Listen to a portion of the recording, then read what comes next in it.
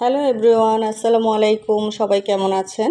আজকে আমি একটা রান্না করব, দেশি মুরগি রান্না। তো প্রথমে আমি তেল দিয়েছি, তারপর পেঁয়াজ। তেলটা গরম হওয়ার পর পেঁয়াজ দিয়েছি। আমি পেঁয়াজটা খুব বেশি একটু ব্রাউন করব না, একটু জাস্ট ভেজেই গরম মশলা দিয়ে দিয়েছি।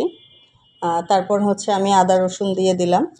এরপর হচ্ছে খুব ভালোভাবে একটু কষিয়ে আদা রসুনটা ভাজার পর মরিচ গুঁড়া, তারপর হচ্ছে হলুদের গুঁড়া, জিরার গুঁড়া, সব মশলা একসাথে দিয়ে লবণ দিয়ে আমি হচ্ছে মশলাটাকে ভালো করে কষিয়ে নিয়েছি।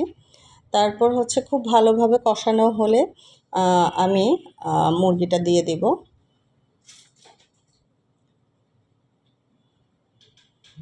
তারপর মশলাটা খুব ভালোভাবে কষানো হয়ে গেছে, আমি মাংসটা ঢেলে দিয়েছি। এখন আমি মাংসটা নেড়েচেড়ে খুব ভালোভাবে কষিয়ে নেব।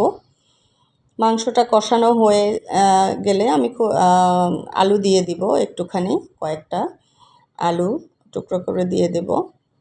মাংসটা আমি ভালো করে কষিয়ে নিলাম, খুব ভালো করে মাংসটা কষিয়ে নিলাম, একদম তেল উঠে গিয়েছে মাংসটা কষাতে কষাতে। তারপর হচ্ছে আমি এখানে 2-3টা আলু কেটে দিয়ে দেব।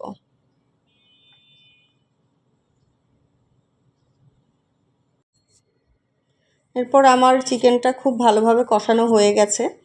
এখন আমি আলু দিয়ে দিলাম। খুব বেশি আলু দেইনি, আলুর পরিমাণ আমি খুবই কম দিয়েছি। বাচ্চারা আলু খেতে পছন্দ করে, তাই হচ্ছে 2-3টা আলু কেটে দিয়েছি। এখন আমি আবার কষিয়ে নিচ্ছি ঢাকনা দিয়ে, আবার কষিয়ে নিচ্ছি। খুব ভালো করে কষানো হয়ে গেছে আমার। তারপর হচ্ছে আমি একটু পানি দিয়ে দেব ভালো করে, যেহেতু দেশি মুরগি একটু হতে সময় লাগবে। এরপর আমার প্রায় 15 মিনিটের মধ্যে আমার রান্না হয়ে গেছে। সবাইকে শুভেচ্ছা, সবাই আমার রান্নাটা উপভোগ করুন। ধন্যবাদ। আল্লাহ।